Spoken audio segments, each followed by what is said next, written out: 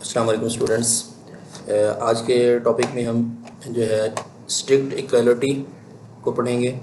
Strict equality से मुराद ये है कि इसमें हमने ट्रिपल इक्वल साइन इस्तेमाल करना होता है और लूज़ इक्वालिटी चेक जो है वो डबल साइन हम इस्तेमाल करते हैं। स्ट्रिक्ट इक्वालिटी और लूज़ इक्वालिटी के बारे में देखना है हमने कि स्ट्रिक्ट इक्वालिटी के मुताबिक क्या रिज़ल्ट आता है और एक जो लूज़ इक्वालिटी है उसके बारे में उसके बाद में क्या आता है।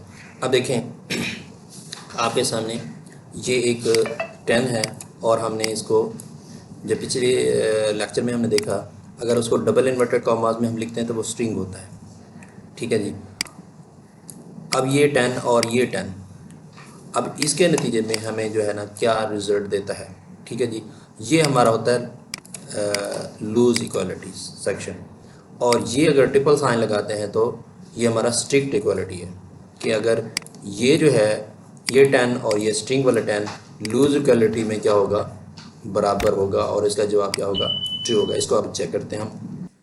ठीक है जी। इसको अब रन करने चले हैं। नोट फाइल का नाम है ऑपरेटर .js।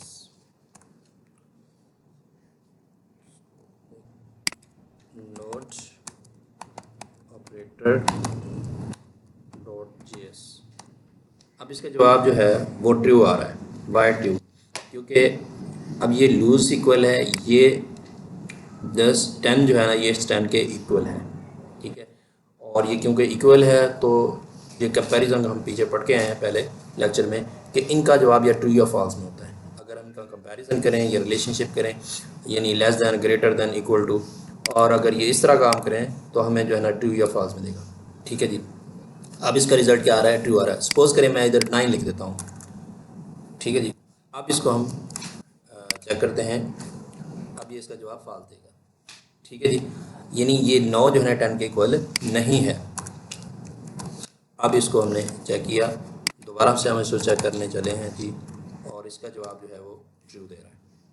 अब इस सूरत में अगर हम इसको स्ट्रिक्ट इक्वल कर देते हैं कि इसमें ये लूज इक्वल का मतलब है चाहे वो स्ट्रिंग हो या जो भी हो, लेकिन वैल्यू 10 दोनों साइड पे बराबर हो तो फिर उसको ये क्या करेगा, ये इसको कंसीडर करेगा स्ट्रिक्ट इक्वल की वजह से ट्रिपल टाइम जो है ना इक्वल लगाते हैं तो ये इसको इंटीजर गिनेगा और इसको स्ट्रिंग समझेगा और दोनों जो है ना ये इक्वल नहीं होंगे और इसका जवाब जो है ना फॉल्स देगा।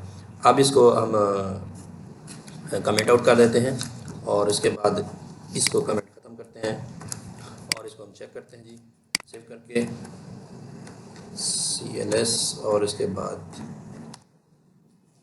ये देखें जी। अब इसका जवाब जो है ना फाइनली फॉल्स दे रहा है। वाई? क्योंकि ये इक्वल इंटीजर में है, नंबर में है और ये स्ट्रिंग में है। नंबर स्ट्रिंग इक्वल नहीं होते। वाई? क्योंकि हमने ट्रिपल इक्वल डाला, ये स्ट्रिक्ट है, कोई इसमें गुंजाइश नहीं है कि इसमें गुंजाइश थी डबल इक्वल की वजह से। ठीक है। इसमें गुंजाइश नहीं है कि हमने इसको इक्विवेलेंट करना हो तो फिर चाहे वो स्ट्रिंग है, जैसे कोई इनपुट आती है वो आपने कोई स्ट्रिंग में डाल दी है, इधर आप कोई नंबर दे हैं तो वो स्ट्रिक्ट इक्वल करते हैं तो फिर उसमें कोई गुंजाइश नहीं होती कि वो चाहे स्ट्रिंग में है या, तो ये आप प्रोग्रामिंग में हम इस्तेमाल करेंगे जब हम फ्रंट एंड को डिज़ाइन करेंगे। ठीक हो गया जी।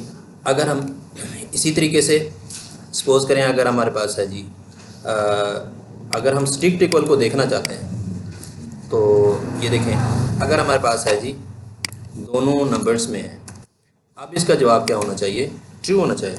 वाई?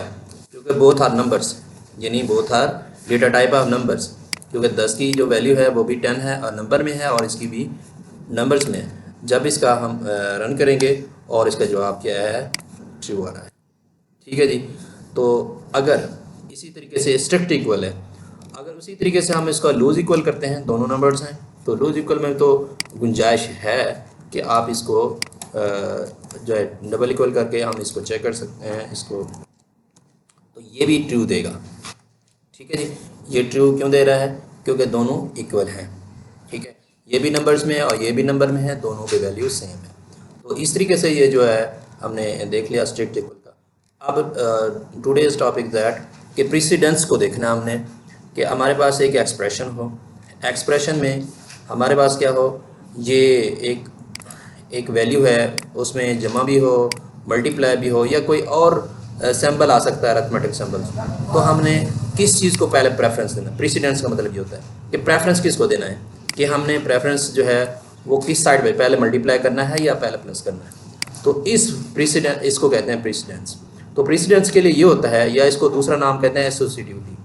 तो प्रेसिडेंस ये होगी कि ये डबल स्टार जो है ना, ये किसी लिए इस्तेमाल करते हैं, हम पावर के लिए इस्तेमाल करते हैं, यानी किसी नंबर का पावर इस्तेमाल करना चाहते हैं तो पावर के लिए हम इस्तेमाल। तो इसमें ये होता है प्रेसिडेंस, अगर किसी भी एक्सप्रेशन के अंदर पावर वाले हो तो पहले पावर जो है ना आपने उसको रिजॉल्व करना है।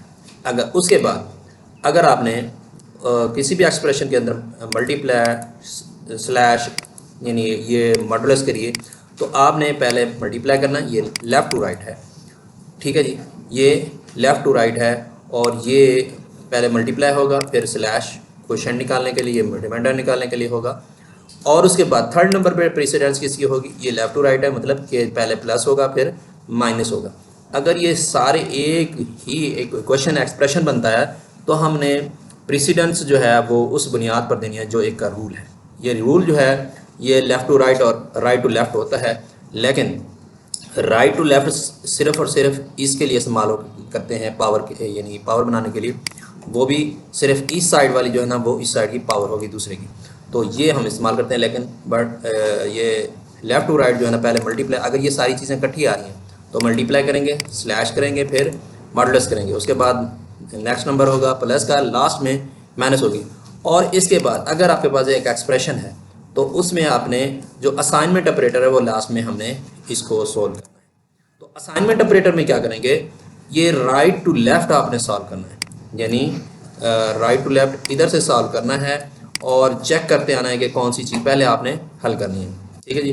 राइट टू लेफ़्ट का मतलब ये है कि दाएं तरफ इक्वल साइन के दाएं तरफ सॉल्यूशन करनी है, उसका जवाब जो है लेफ़्ट को असाइन कर देना है, ये इसका मतलब है, ठीक है जी। अब हम इसको चेक करते हैं, हमारे पास ये जो इसको कमेंट कर देते हैं। अब हमारे पास ये एक एग्जांपल है प्रेसिडेंस के हवाले से। पहले ये क्या करेगा, 3 और 4 को मल्टीप्लाई करेगा, इसका जवाब होगा 12, 12 को 2 पर 2 से प्लस करेगा, ऐड करेगा, और ये 14 जवाब होगा। अब इसको हम चेक कर लेते हैं जी।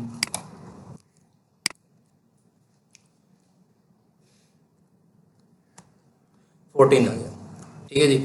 अगर इसके बाद सपोज करें इधर मैं स्लैश लिख दूँ 2, अब इसके बाद या इसके साथ ही ये माइनस आ जाए, तो अब क्या होगा, पहले क्या होगा, ये 14 ये जमा होगा, मल्टीप्लाई होगी, और इसका जवाब जो है वो क्या निकलेगा, ठीक है। इसको हम यूँ लिखेंगे 2 प्लस 12 डिवाइड बाई 2, फिर माइनस आ जाएगा 1, ठीक है ना।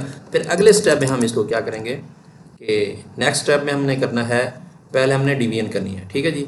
ये 2 आ जाएगा, और उसके बाद ये इस तरीके से, यानी 6 जवाब आ गया इन दोनों का। बाकी को हमने एज इट इज़ लिखना है। नेक्स्ट स्टेप में क्या होगा, पहले प्लस होगा, ठीक है ना, 8 आ गया, माइनस, और जवाब जो है ना 7 आना चाहिए, ठीक है जी। तो इस सूरत में जवाब जो है वो आंसर जो है ना वो 7 होगा। इसको हम चेक करते हैं,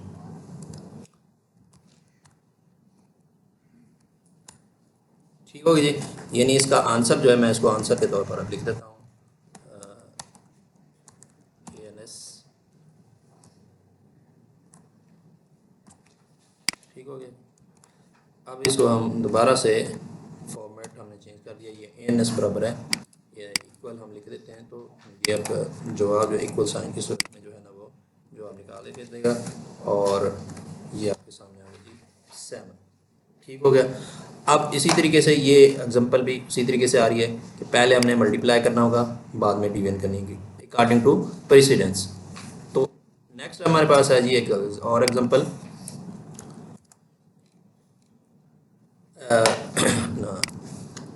पावर के लिहाज से, ठीक है जी। पावर के लिहाज से तो पावर जो है ना क्या करेगा, 3 टाइम इसको मल्टीप्लाई करना है, उसका जवाब निकाल देगा, ठीक है जी। तो इसको हम चेक कर लेते हैं, ठीक है जी। 8 जवाब आ गया एक। अब उसके बाद मैं इसको थोड़ा सा फॉर्मेट करके जिस तरह हमने पहले किया था उस तरीके से हमें इसको करना है, और इक्वल साइन, सो ये जो है हमें जवाब जो है ना सही तरीके से फॉर्मेट की शक्ल में, ठीक है, आंसर 8। अब हम ना इसमें हम मल्टीप्लाई करते हैं एक, ठीक है जी, 2 करते हैं और उसके बाद प्लस डिवीजन कर लेते हैं जी, डिवीजन 2 कर लेते हैं, ठीक हो गया जी, प्लस 3 कर लेते हैं। अब क्या होगा, अब इस नतीजे में क्या होगा कि पहले इसकी यानी निकलेगा पावर निकलेगी, 8 जवाब आएगा, ठीक है, और 8 के बाद क्या होगा, यानी 2 आपके सामने आ जाएगा, 2/2, ठीक है। ये मैं इसको दोबारा से इसको लिखता हूँ जी, यानी ये 8 आ गया। हमने पहले क्या करना है, पावर को सॉल्व करना है, उसके बाद हमारे पास आ जाएगा 2 डिवाइड बाई 2 प्लस 3, ठीक है जी। नेक्स्ट क्या होगा, अब ये 2 को पहले हमने मल्टीप्लाई करना है, 16 आ जाएगा, ठीक है, 16/2, ठीक है। अब इसके नतीजे में क्या हो जाएगा, 8 और 3, ये हमारे पास 11 आना चाहिए, ठीक है जी। अब इसको हम चेक करते हैं,